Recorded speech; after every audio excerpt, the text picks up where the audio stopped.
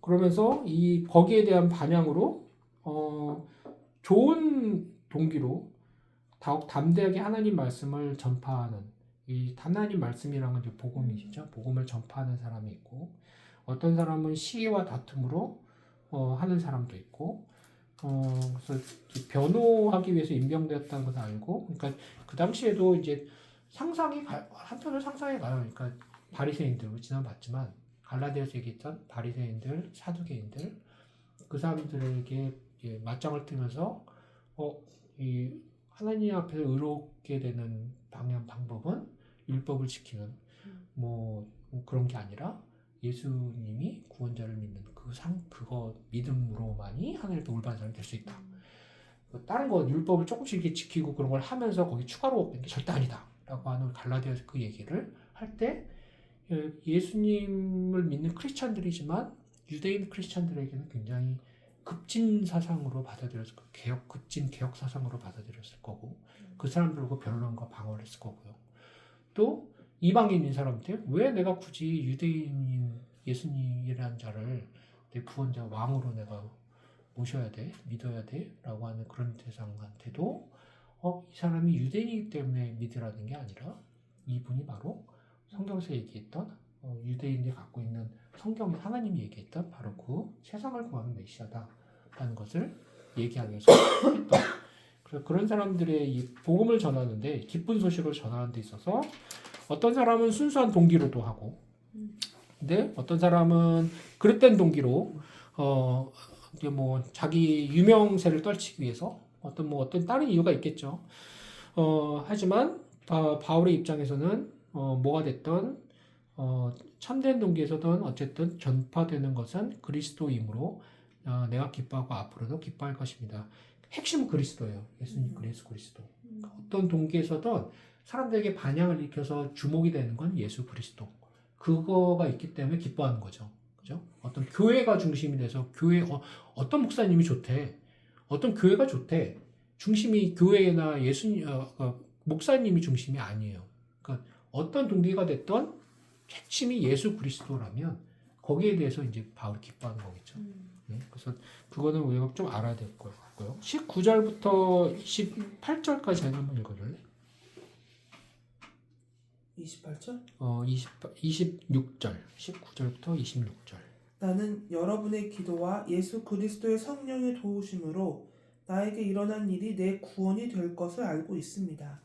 나의 간절한 기대와 희망은 내가 어떤 일에서도 부끄러움을 당하지 않고 전과 같이 지금도 큰 용기를 가지고 살든지 죽든지 언제나 그리스도를 높이는 것입니다. 이것은 내게 사는 것이 그리스도이므로 죽는 것도 유익하기 때문입니다. 그러나 내가 육신으로 사는 이것이 내 수고의 열매를 뜻한다면 나는 생사간에 어느 것을 선택해야 할지 모르겠습니다. 나는 이 둘 사이에 끼어 있습니다. 내가 이 세상을 떠나 그리스도와 함께 있는 것을 원하고 또 그것이 훨씬 더 좋지만 여러분을 위해 내가 이 세상에 계속 머물러 있는 것이 더욱 필요합니다. 나는 여러분과 함께 계속 머물면서 여러분의 믿음을 키우고 기쁨을 누리게 할 수 있으리라고 확신합니다. 그래서 내가 다시 여러분에게로 가게 되면 나 때문에 그리스도 예수님 안에서 여러분의 자랑스러운 기쁨이 넘칠 것입니다.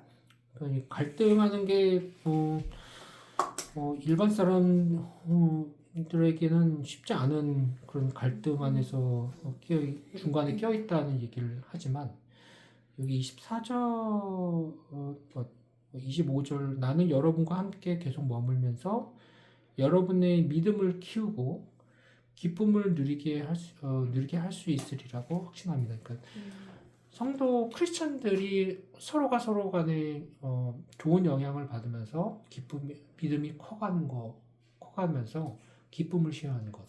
그러니까 크리스천 조이라는 거를 성경적으로 공부하시는 신학분자들도 꽤 있어요. 성경에서 이제 크리스천 조이, 기독교인들의 기쁨은 정말 뭘까? 근데 가식적으로 막 뭐 기쁘거나 세상적인 기쁨보다도 이게 뭐 믿음이 복음 안에서 사람이 새로운 사람이 되고 그 안에서 구별해서 세상에 내가 이랬는데 성경에 보니까 이게 더 중요한 것 같아. 그러면서 열매가 하나님 앞에 올바름으로 열매가 맺어지고 그 안에서 믿음으로 이제 성장해 나가는 거죠. 생각이 이제 잡혀지고 내가 좋아하는 거 예전에 이거였는데 지금 이게 더 좋은 것 같고 그러면서 하나님 안에서 사람이 성장하는 그 과정들을 서로 지켜보고 그런 것들이 이제 잘하는 거 안에 기쁨이 분명히 있는 건 사실이에요. 그래서 그런 기쁨을 누리고 이런 것들이 바울에게는 굉장히 중요했다는 것 우리가 좀 볼 수 있을 것 같아요. 그래서 내가 다시 26절을 보면 여러분에게로 가게 되면 나 때문에 그리스도 예수 안에서 여러분의 자랑스러운 기쁨이 넘칠 것입니다. 그래서 기쁨, 즐거움, 기쁨. 왜 우리 크리스찬 신앙 빌립보는 다른 서신 중에보다도 이 사람들이 유난히 척박하고 가난하고 핍박을 많이 받았다고 해요. 빌립보 사신 사람들이. 근데 굉장히 아이러니컬하게도 성경에서 이 크리스찬 기쁨이 넘치고 이런 거에 대한 것도 그런 것도 많아요. 빌립보의 이 서에서는.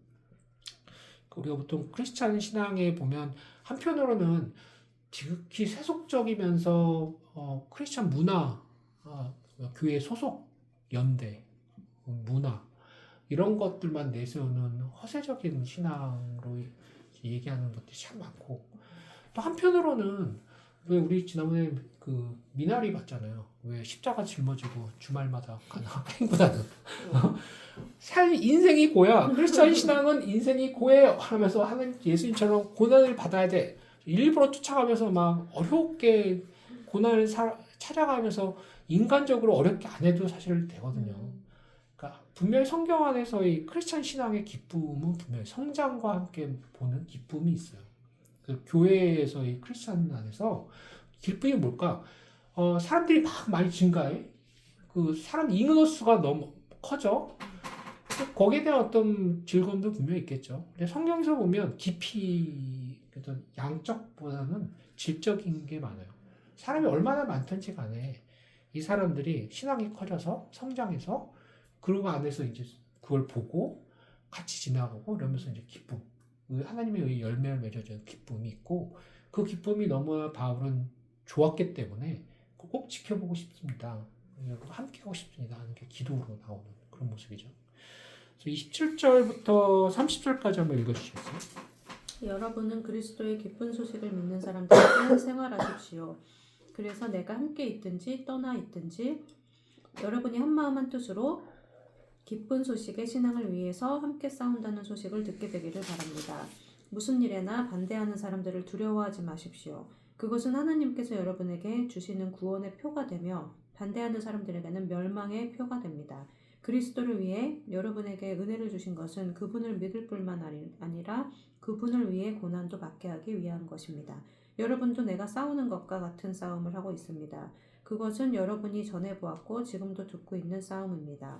싸움이라는 것, 그러니까 기쁜 소식, 복음에 대해서 소식을 믿는 사람답게 생활하십시오. 그러니까 우리의 생활에 대한 얘기를 하는데 생활에 대한 얘기를 하면서 그래서 27절에 보면 내가 함께 있든지 떠나 있든지 여러분이 한마음 한뜻으로 기쁜 소식의 신앙을 위해서 함께 싸운다는 소식을 듣게 되기를 바랍니다. 그 싸운다는 얘기가 있어요. 그 전투적이죠, 굉장히. 그러니까 이게 선과 악, 뭐 이분법적인 거, 일반 요즘 세상에 이분법적으로 나눈다는 거에 대해서 굉장히 싫어하는 세상이에요. 뭐를. 근데 여기서는 항상 이 싸운다는 무슨 일에나 반대하는 사람을 두려워하지 마십시오. 그러니까 기쁜 소식을 전하고 믿고 그 안에 살아갈 때 적이 있다는 얘기는 항상 해요. 그건 성경적인 얘기예요. 오히려 나는 크리스천 삶을 살아가는 데 있어서 이 세상에 사는데 아무 문제가 없어요. 싸울 이유가 없어요. 마음이 너무 평안해요. 모든 사람이 다 좋아요. 사랑합시다. 그거는 뭔가 잘못된 거예요. 옳은 것보다도 옳지 않은 것들이 분명 있기 때문에 옳은 것들 밝음을 좀 더 구별하면 구별할수록 밝지 않은 것들에 대해서 더 분명해지거든요. 선명해져요. 그래서 싸움이라는 것이 있는데 일부러 쫓아가면서 싸울 필요는 없지만 복음을 통해서 살아갈 때 맞닥뜨릴 수밖에 없는 것들이 그게 뭘까요? 보면 기본적으로 다 대부분 가치관, 윤리관, 내가 좋아하는 내가 원하는 것, desire, 원함 이런 것들 우리 애들도 지금 벌써 중학생이 됐잖아요. 중학생이 되면서 점점 이제 자기 자아의식이 커지면서 보면서 느끼면서 하는 것들이 내 안에 죄성에서 내가 원하는 것, 학교에나 세상에서 보는 것들 안에서 거기서 막 으쌰으쌰하는 세속적인 것들, 거기에 또 맞물려서 움직이는 에베소에 나와요. 이 사탄의 어떤 왕 노릇하는 사탄의 영역에서 기가 막히게 세계가 다 맞닥뜨려지거든요.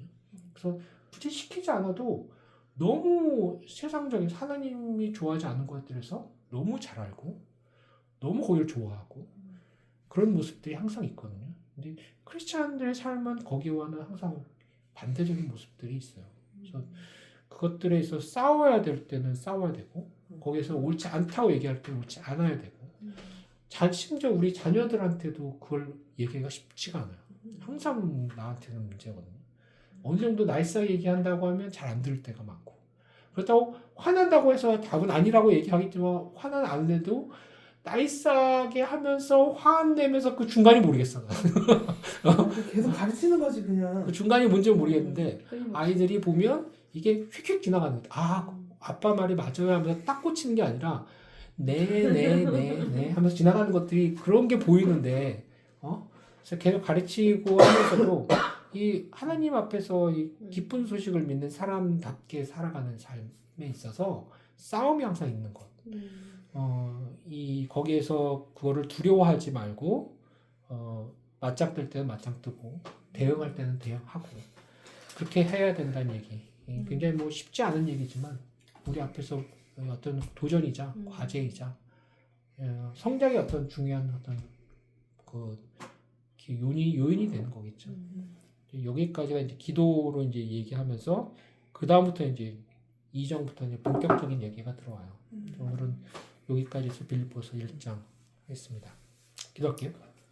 하나님 아버지 저희들 빌립보서를 이제 시작하면서 이 하나님의 기쁜 소식, 이 복음, 예수님이 우리 죄를 대신해서 돌아가신 우리의 구원자, 구세주 같습니다라는 이 믿음 안에서 세상을 살아가는 삶을 잘 들여다보고자 합니다. 이 삶 속에서 녹록지 않고 또 우리가 이렇게 마음에 썩 내키지 않는 그런 가르침과 이 교훈이 있다 할지라도 저희들이 그 안에서 제대로 알고 또 우리 자녀들 성장하는 데 있어서 제대로 가르치는 그런 부모가 될 수 있도록 인도해 주옵소서. 예수의 손 받들어 겠습니다.